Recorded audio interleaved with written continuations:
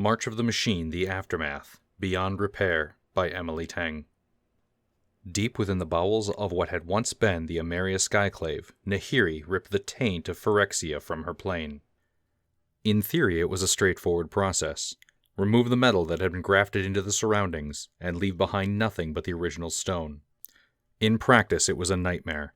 Completion had fused stone and metal together on a molecular level, and disentangling the two took an excruciating amount of patient, intricate work for every handspan of metal. Fortunately, Nahiri had nothing if not time. She'd lost track of how long she'd been down here in the dark. At first, the lack of sight had been disorienting, but eventually her other senses had attuned to compensate, and now she knew every inch of her surroundings. She knew the drip of water down stone, the cold hiss of wind through the corridors, the bloody tang of rust. She knew that she was alone. The first order of business when she'd woken up to find the invasion over and herself somehow still alive had been to rip all the remaining traces of metal from her body. The process had been painful and bloody. Peeling off the metal had taken less than a day, but it had been several more before the wounds finished scabbing over, and weeks before the scabs fell off. The entire time she'd been on edge, expecting people to come looking for her. As time passed, Nahiri realized that everyone must assume she was dead, or rather, they didn't care if she was alive. Well, that was fine by her. She had work to do. Currently, she faced a tricky situation. She'd been working through a particular corridor for the last few days, but now her way was blocked by a wall of interlaced metal, all fused into the surrounding rock. The metal pieces were wickedly sharp. She'd cut herself exploring the shape of them. She'd have to dismantle it all before she could proceed further. Wrapping her hands around a metal claw, she felt for the seam where stone and metal tangled together, coaxing the stone to loosen its grip. She tried not to dwell on how much effort it took. Every act of lithomancy cost her now, where before it had taken little more than a thought to shape stone to her will. Then again, she was no longer a planeswalker. She couldn't say for sure what had happened. All she remembered was the blast of halo searing into her, moments before the Skyclave had fallen, with her still inside. Perhaps the halo had been what had allowed her, maybe others as well, to survive after New Phyrexia's grip had fallen apart. Perhaps it was something to do with the fact that she had fused into the Skyclave itself. She didn't know for sure. All she knew was that she was alive and hollow. The core of her power, her spark, no longer a part of her. At first, the pain of its absence had been so great she thought she would die, but over time, she'd grown used to the hollow ache in her soul. She'd grown to accept she was now weak. Once she'd loosened the stone's grip sufficiently on the metal, she braced herself and tugged. The metal resisted, and then jerked so abruptly free that Nahiri stumbled and fell. She landed hard on her rear, and the claw came to rest with a point digging in just below her sternum, just shy of puncturing her skin. Nahiri froze. Memories surged through her. How it had felt when the metal had not just been pressing against her heart, but wrapped around it, when her soul had been melded to the glory of the machine. How pure and untainted their vision of perfection, how glorious Zendikar could be through its salvation. With a shudder, she shoved the thoughts away. They belonged to an entity that did not exist. That was the ghost of Phyrexia. It was not her. It was not her. The claw's tips scraped lightly against her skin as she wriggled out from underneath. Once she was free, she wrapped her hands around it, careful to avoid the cutting edges, and retraced her steps back through the corridor, letting the claw drag in her wake. The rasp of the metal against stone echoed all around her. The corridor wound in a twisted upward slope. When the echoes changed, hollowing out, she knew she was nearing her destination. She slowed down and edged forward until her feet touched the edge of a cliff. If she took another step, she'd fall into the pit containing her masterpiece, a mountainous cairn of Phyrexian metal. All the pieces of Phyrexia she'd spent the last days, weeks, who knew how long, ripping out of the Skyclave. There was probably enough there by now to rival the height of the Sea Gate itself, and she'd still only scratched the surface of what the Skyclave contained. It would take months to rip it all free. Years, perhaps. But she wouldn't rest until she had scoured every trace of the cursed metal from this place. She'd have to figure out how to destroy it eventually. But right now, if she could pry Phyrexia's cold, alien grip off her plane, that was good enough. And after that? She would deal with that then. But for now, this was all she could do. It would have to be enough. Once upon a time, she had been angry. She would have raged against the multiverse for stripping her of her power, for delivering this fate to her. But now, where anger should have been, she felt only hollowness and a grim weariness to see the job done. She tossed the piece of metal into the dark and turned back down the slope. Small, skittering creatures scuttled through the dark, tough, scrawny things of too many bones and too little meat. Aside from Nahiri, they were the only living things in this place. Every now and then, she caught one in a fist of stone, crushing it and superheating the rock to cook it directly. The act of eating was tedious, but necessary. She found herself longing for the taste of core cuisine. Not the cooking of recent centuries, the hearty, straightforward campfire fare that core caravans had been reduced to, but the more nuanced tastes of a culture the plane had long forgotten. Back when she was still just a mortal. She'd eat it again once she was done here, she promised herself, and didn't think about how long that might take. The wall of metal came down, only to reveal another one behind it. She took that one down too, yet to find another, then another, and another. A vague sense of dread grew in her with every layer peeled away. This skyclave had been the heart of the engine meant to convert Zendikar itself. The walls must have been put up deliberately to protect some core component. They certainly wouldn't have been decoration. Phyrexia was nothing if not efficient. Indecision and frivolity were weaknesses of flesh. It was nothing like a machine, pure and gleaming, incorruptible, beautiful. Nahiri grabbed the closest piece at hand and ripped it free in a savage burst of lithomancy that left her body trembling and shaking, sensations she gladly embraced. Focus on the here and now. Don't think about what came before. Don't think about what you used to be. Don't think about what you did.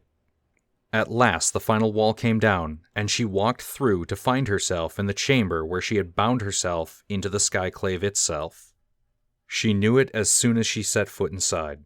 The room sang to her, stone and metal woven together like a weft and warp of fabric where she had been fused into the very walls. In that deliberate plating she could read Phyrexia's influence, how it had sought to take the material of this plane and turn it against itself. Because that was what Phyrexia did best, wasn't it? Corrupt the essence of a plane, take your urge to protect and shield and twist it to serve its own ends? A wave of dizziness and nausea swept over her, and she put her hand against the wall to steady herself. But for once, the touch of Phyrexian metal comforted her. It didn't matter what this place had been. Phyrexia was gone for good. Still, she walked the perimeter of the room, trailing a hand over the wall to reassure herself that the metal was, in fact, dead. And then she brushed a section of wall and felt a fluttering shock of power deep inside. Instinct snatched her hand back. Her first impulse was to grab the surrounding stone and squeeze it inward, crushing whatever lay within. But the sensation hadn't been unpleasant. If anything, it had felt familiar. Cautiously, Nahiri placed her hand on the wall again. There it was, a little whorl of power embedded in the metal and stone. Now that she was focusing, she thought she could feel the outlines. It wasn't too deep within the metal. Curiosity battled with dread and won. She retreated to the outside corridor and shaped herself a blade of stone. She cut slowly, channeling heat into the edge of the blade to melt the metal apart. The last thing she wanted was to damage the object she was trying to cut free, so she focused on the act, forcing herself not to think about what it might be. Her blade touched empty air, and the object fell out of the wall and into her waiting hand. She held a lump of stone the size of her fist. She ran her hands over it, feeling its contours. It was a hedron. If that hedron had grown in impossibly thin slices of stone, layer by layer, around a central seed, like an oyster laying down coats of pearl around a speck of grit. The whole thing felt delicate, like even an ounce of wrong pressure would crush them. As for the grit in its center, it was her planeswalker spark. The feel of it was unmistakable. Now that she had held it in her hands, she could feel the rush of power that it contained, that had been hers for centuries. She was suddenly, acutely aware of the hollow in where her spark had once been, that emptiness she'd been trying so hard to ignore. Empty because I poured everything I had into destroying my home. I burned myself out trying to save it from itself, because I believed I was doing right at the time. Her heart thudded in her chest like the strike of a hammer on metal. Something bubbled up in her that she hadn't thought she was capable of anymore. Hope. The weight of metal above, below, and all around her, suddenly it was suffocating. And the darkness. When was the last time she'd seen sunlight? How long had it been since she'd seen her home, seen Zendikar itself? She reached out, gripping stone in great grasping fistfuls, and with a surge of power, heaved. Stone ruptured upward, metal shrieked and peeled away in violent blossoms. The stone punched through the roof of the chamber, and then up and further up until, far above, it pierced the vaulted roof of the skyclave itself, a rough set of stairs that stretched from her feet all the way to the outside. Sunlight dripped into the darkness. Nahiri sat down hard. Her whole body shook with exhaustion, and she had to swallow rapidly to keep from vomiting. But it was done. She had a way out. As her eyes adjusted to the light, she saw her body for the first time. She'd known she was scarred, of course. She'd felt them in the dark. But it was one thing to feel, and another to see the puckered white lines that striped her skin. The diamond pattern, where the skyclave seared into her where flesh had fused to metal, ripped free, then fused again, over and over. Overlaid against that coldly geometric precision were newer, harsher welts, where she herself had clawed the disgusting, beautiful touch of metal from her body. She ran a finger along a jagged seam tracing down the outside of her right hand, all the way from the tip of her middle finger to her elbow. There had been a heart of metal in the stone blades grafted into her hands, and right after she'd woken up, she hadn't yet figured out how to disentangle the two the way she did now. Even if she had, she wouldn't have cared. All she'd wanted was to rescue herself from Phyrexia's grip, no matter how much she damaged herself in doing so. Flesh could always heal, after all. It seemed like a small penance to pay for having failed Zendikar yet again. She pushed herself to her feet. Her legs were still a little shaky, but at least her stomach no longer felt like it wanted to heave itself up her throat. The hedron fit snugly into her palm, as though it belonged there, and she supposed in a way it did. Nahiri began to climb. The way up was longer than she'd anticipated. She hadn't realized just how far down she'd been. The light steadily increased the higher she got, until her eyes ached with the strain of it. By the time she had merged onto the skyclave's hull, her eyes were closed and she was feeling her way by stone sense alone. The touch of wind on her face felt as alien as the air of a new plane. For a moment she simply stood there, trying not to flinch from the touch of it. Even through the skin of her eyelids, her eyes hurt. It would take a while before she grew accustomed to seeing again. Or was that the only reason she was keeping them so resolutely closed? Look, you coward. She opened her eyes. The world was a blurred smear of light and color. Then the light ebbed, and Zendikar resolved itself into existence. She almost howled at the sight. It was worse than any wreckage the Royal had ever caused, worse than when the Eldrazi had eaten their way through Bala Ged. Sinew and metal extended as far as she could see, warped and rent with rivers of oil. She saw all too plainly the brute force of Phyrexia at work, the blind bulldozing of native Earth, eager simply to spread completion as far and as fast as possible. The scope of it was almost unfathomable. This wasn't something that mortals could fix. This was a problem for gods. And she'd thought she could dismantle it, one insignificant piece at a time. Bitterness curdled in her belly. Gods. Had she really convinced herself she was doing something meaningful down there in the skyclave, plucking its scraps? She might as well have tried to separate the sea back into its component rivers. Her useless little pickings were nothing compared to what Phyrexia, no, what she had accomplished. Seeing Zendikar, she could no longer deny it. This was her doing. Phyrexia had wielded her like a hammer, but she had still been the one to strike, to bring Phyrexia's weight down on her home. This was her fault. The scars on her arms pulled taut as she curled her hands into fists. Well, maybe she had been part of the problem before, but she was done with hiding like a coward. Now she was going to fix things, return them to the way they'd been before, which meant, first things first, finding a way to restore her spark. In the light of day, the hedron's translucent delicacy looked even more impossible. The layered slices of stone, a three-dimensional palimpsest that caught the sunlight and fractured it into an iridescent rainbow. This must have been a protective barrier of some sort, an instinctive protection her spark had grown to protect itself while it was being used to fuel the skyclave engine. Somehow, she had to find a way to extract it and fuse it into herself again. She would leave this place and find whatever allies she still had on Zendikar. Ksenia, perhaps? Nahiri had helped Ksenia start her expedition house, and that was a debt the other woman was sure to acknowledge. even if their current relationship was less than ideal. And Ksenia had connections to expedition houses across practically every continent.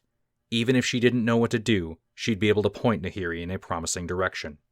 The plan crystallized in her mind, chasing away some dark fog she hadn't realized was there. A sense of purpose filled her. It felt good to have a goal in mind again. She should have left the Skyclave ages ago. She heard it before she sensed it, the displacement of air like a hard exhale. A breeze ruffled her hair. She spun around, knowing before she did what was coming. A planeswalker. The irony of the situation didn't escape her, that a planeswalker would come hunting her down now at this moment. She'd made a lot of enemies in her travels through the multiverse, and she was weak. If it was Soren who had come seeking her, or Jace. But the figure who appeared in front of her was larger than any she expected, with a strong feline face and white fur covering his entire body. A scar ran through his left eye socket. "Hello, Nahiri," Ajani said. For a moment, Nahiri could only stare, feeling an undeniable sense of relief that the planeswalker she had sensed wasn't one of her enemies. In fact, Ajani was the last person in the multiverse she would have expected to see. She barely knew him. When she'd last seen him, it had been as Elish Norn's most faithful evangel, her most favored lieutenant. The Leonin who stood before her now was not plated and seamed with porcelain. Now he was just himself, flesh, untainted, and still a planeswalker. She blurted out the first thing that came to mind. "What are you doing here?" It emerged, a rusty, hoarse croak. It had been a long time since she'd spoken. "Isn't it obvious? I came looking for you." His eyes moved over her. She met his gaze steadily, challenging him to say something about her appearance. I expected to find you dead." She smiled humorously. "Disappointed?" "Surprised." His whiskers twitched. "The others are dead, you know." "Who?" "The others." When she didn't respond, he continued. "Tamio, Luca, Jace and Vraska too, I would guess, except no one's found their bodies yet." The other planeswalkers who had been Elish Norn's evangels. A roster of those who had led the charge against their homeworlds. The syllables of their names clawed her ears. "And Nissa?" For a long time, Ajani didn't answer. Long enough that Nahiri thought he wasn't going to. "She survived as well," he said at last. "But she's been damaged. I don't know what happened. Some part of the process when we were cleansed of Phyrexia, but she can no longer planeswalk. I can, but it took everyone. Teferi, Kaya, Malira, so many others. They saved me. They cleansed me of the taint of Phyrexia and kept me intact." A shudder passed through him. "The others weren't so lucky as you and I." Nahiri kept her hand curled around the hedron, hiding it from sight. He was clearly still sensing her spark, even though it was no longer in her.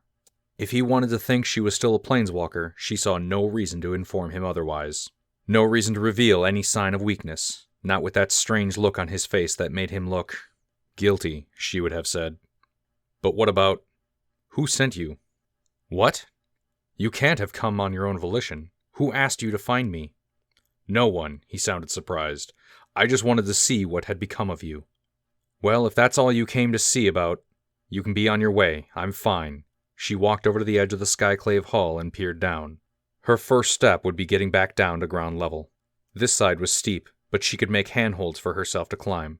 Luckily, the Skyclave had crashed into a flat plain, so at least she wouldn't have to fight through tangled forests or thickets. Before, she never would have had to care. She could have simply willed herself wherever she liked. Soon, she promised herself. The back of her neck prickled. She turned to find Ajani was staring at her. "What?" she snapped. "Are you?" he asked. "Am I what?" "Are you really fine?" Her eyes narrowed. "What's that supposed to mean?" Ajani said nothing. Some of the initial relief she had felt faded, replaced with unease. Something about this wasn't right. No one came looking for her unless it was for a purpose, and, in her experience, those purposes had rarely been benevolent. "Look, I'm fine, so if you don't mind, go away and leave me alone. I'm busy right now." "Healing Zendikar, correct?" She bristled. "And if I am?" Another silence. Nahiri realized she was tensing her entire body and forced herself to relax. Ajani's whiskers twitched. "I have a proposal to make." "I'm not interested," Nahiri said at once. "Will you not even hear me out?" The words were still soft, but there was a growl to them, a gleam in his eye. Anger or threat, Nahiri didn't know, and she didn't have to. The danger was clear. She crossed her arms over her chest. Ever since things ended, I've been traveling the planes, and the scope of destruction we wrought. I'm sure I don't need to tell you the untold damage to the multiverse. Someone needs to make amends for what we've done. To fix things. He took a deep breath. That could be you and I. It took a moment for his meaning to sink in. You want me to join you? Be your partner in fixing the multiverse? An incredulous laugh slipped out of her. You have others who would willingly assist you. They saved you, didn't they? Go ask them instead. I'm pretty sure you have plenty of friends who'd jump on the chance to do so. Despite herself, she couldn't keep the bitterness out of her voice. I told you already, I'm not interested, so you can go off and save the rest of the multiverse. In fact, you're welcome to it, but you leave Zendikar alone. This is my home, not yours. I'll repair it myself, without your meddling. He shook his head in irritation. This isn't just about the multiverse. It's also about us. No one else faced what we did. We're the only ones left who knows what it's like to go through what we went through. What we went through? Nahiri repeated. You mean as Phyrexians? The word was sour in her mouth. She made herself say it anyway. Ajani flinched. Nissa knows. She's also no longer a planeswalker. Nahiri's grip on her hedron tightened. She never saw the aftermath of what we wrought. Out of everyone in the multiverse, you and I, Nahiri, are the only ones who can truly know the sins we committed. That's why we must be here for each other. We need to help each other, for our own good, and we can't do it alone. Nahiri scowled, not bothering to hide her annoyance. She'd always considered Ajani somewhat high-handed, the way he assumed he knew what was best for everyone, but this was too much.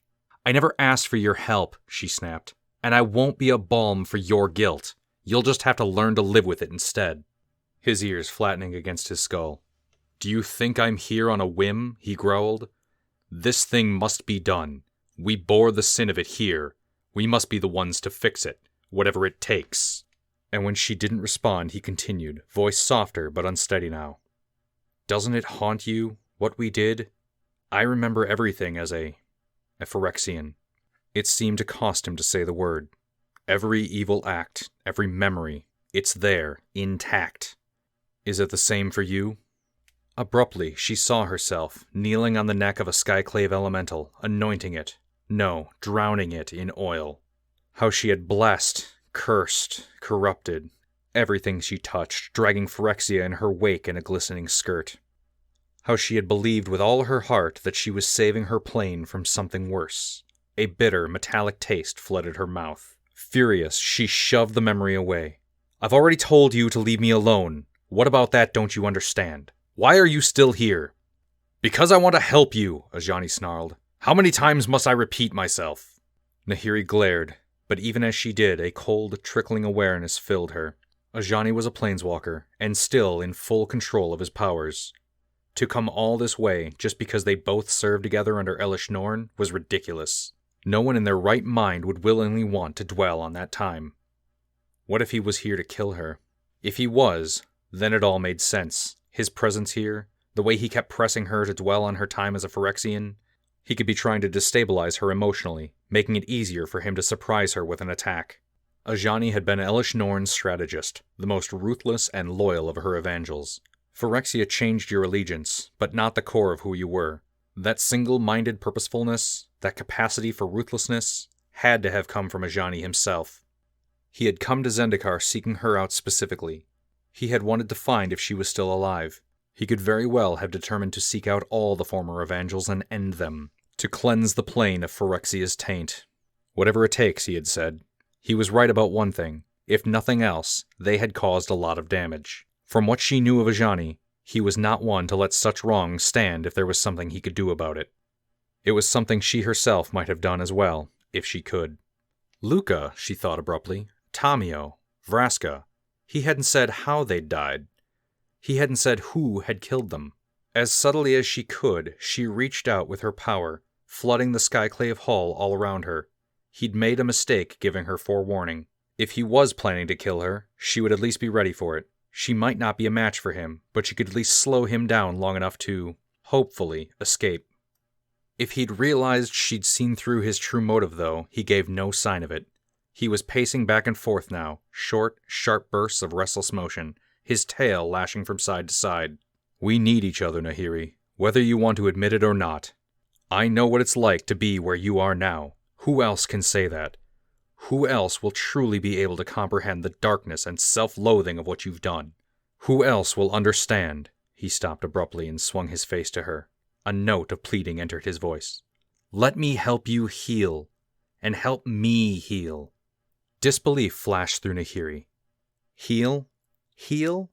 With her plane wrecked, her spark torn from her, and her body reshaped in ways that would tell the tale of Phyrexia's claws in her until the end of time? While he stood there looking unscathed by the ordeal, looking whole? But of course he would. He'd had friends to pull him out of the mess and patch him up and take care of him, whereas she only ever had herself. Don't you dare tell me what I need, you miserable cat, Nahiri hissed. You don't know the half of what I've gone through. You don't know what's been done to me. You don't know what sins I've committed. So talk to me. I want to help you. No, Nahiri spat.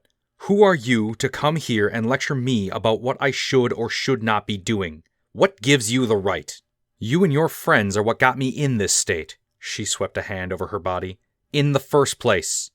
If you want someone to talk to about all this, go find Nissa. Or Chandra. She's your friend, isn't she? Why aren't you crying on her shoulder? Another flinch, this one sharper. A dangerous growl rose in Ajani's throat. Nahiri knew she should have stopped then, but a recklessness had seized her. The edges of the hedron dug into the palm of her hand, the pain a sharp, focusing clarity. I was only involved in this mess because of your weakness. Do you think they would have had to call on the likes of me if the great Ajani Goldmane hadn't fallen? Hadn't stood at Elishnorn's side and told her exactly how to beat them? You slaughtered the gods of Theros. You murdered Jaya Ballard. And now you want to stand there and tell me how I should atone? A look of fury suffused Ajani's face, and a full-throated snarl ripped him. An anguished sound more animal shriek than anything else. His claws unsheathed, and Nahiri didn't have to guess at the expression of murderous grief on his face. She yanked on the stone around her, flinging it between the two of them. She'd only meant to form a wall, something to slow him down while she scaled the Skullclave's hull. But then the stone buckled under her feet, and she realized she'd overestimated the strength she needed. She had the space of a breath to realize the mistake she'd made, and then the dome of the Skyclave collapsed beneath her feet. The last thing she saw was Ajani's eyes widening in alarm as he lunged towards her, one paw outstretched, mouth open to shout her name. She fell.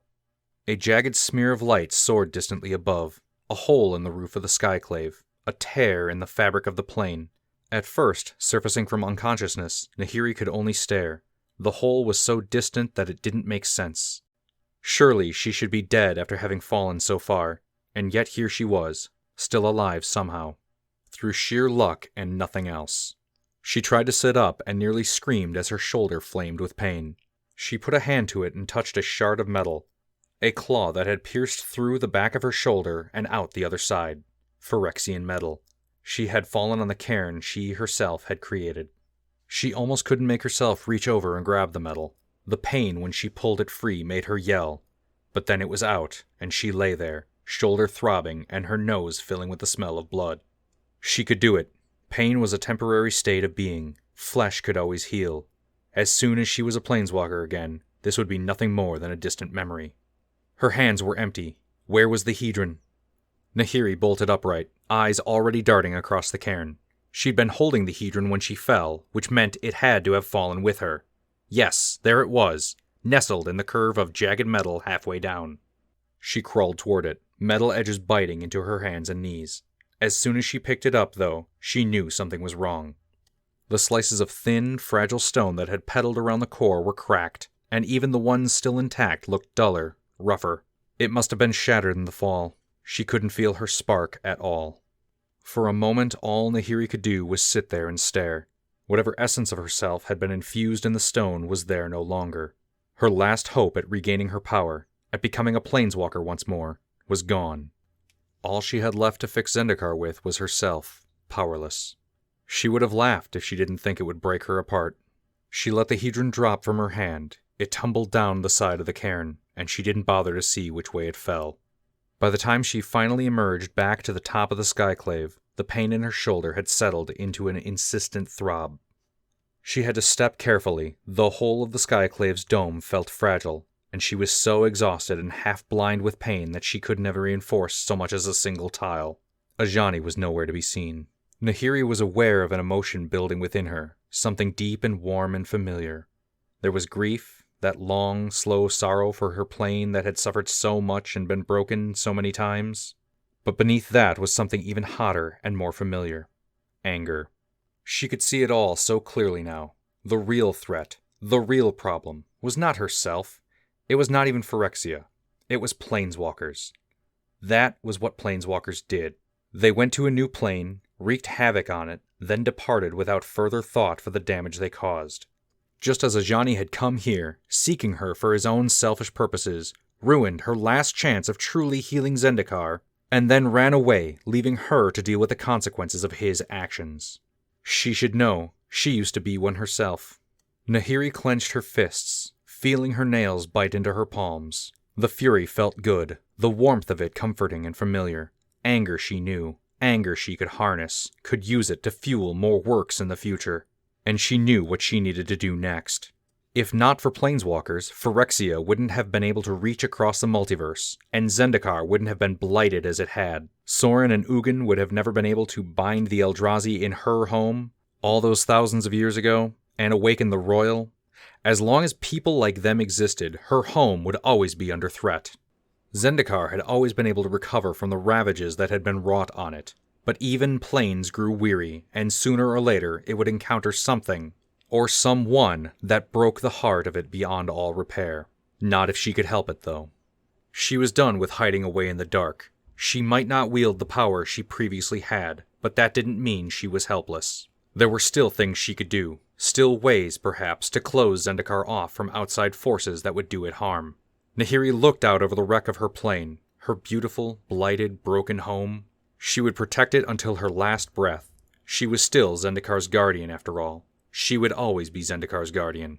No more, she breathed. No more pain, no more suffering. Her voice hardened with a furious conviction. Whatever it takes, I swear. No planeswalker will set foot on Zendikar ever again.